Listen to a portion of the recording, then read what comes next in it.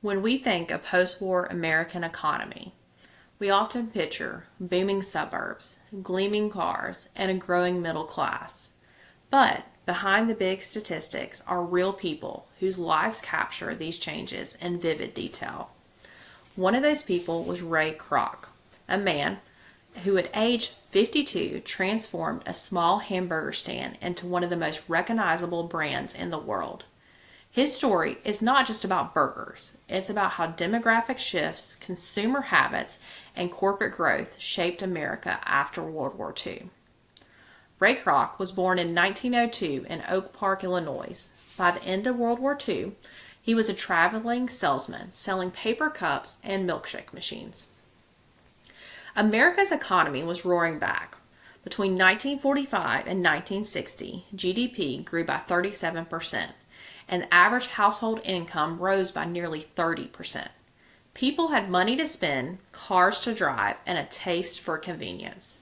In his autobiography, Grinding It Out, Kroc recalled, "I was 52 years old, a time in life when many businessmen are settling down to enjoy the fruits of the labor.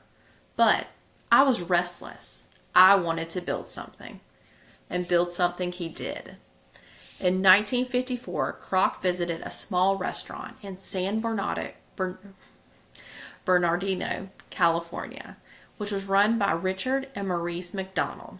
They had perfected what they called speedy service system, a streamlined kitchen that served hot, fresh food in under a minute. A 1958 Life magazine feature described their operation as a symbol of the nation's new, fast-paced way of life.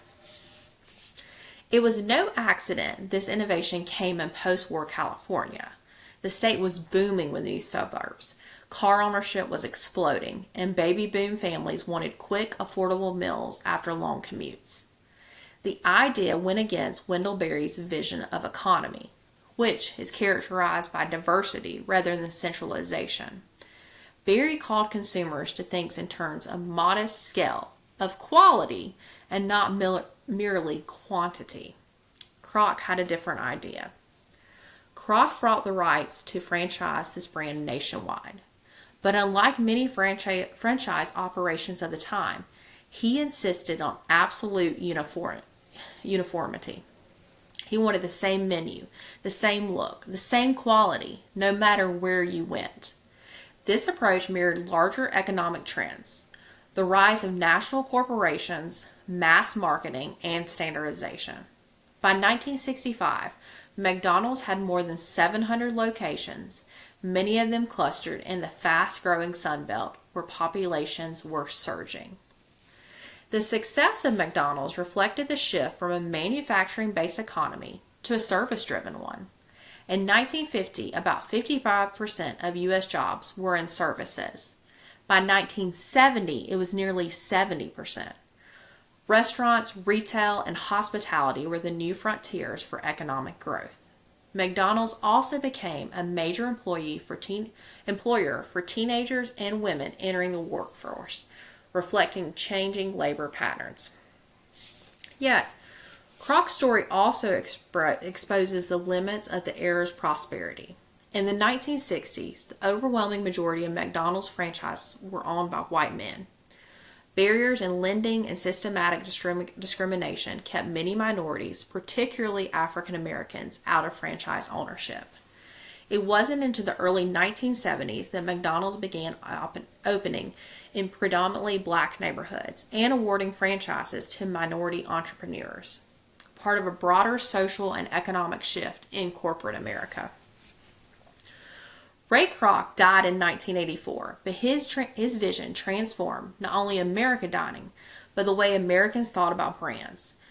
McDonald's, it wasn't just a place to eat. It became a part of childhood memories, road trips, and the cultural landscape. Kroc once said, "The two most important requirements for major success are, first, being in the right place at the right time, and second, doing something about it." And in the booming, car-loving, suburbanization America of the post-war years, Kroc was both, and he acted on it. From one man's ambition came a business empire, and a window into the story of America's post-war economy, its optimism, its consumerism, and its inequalities.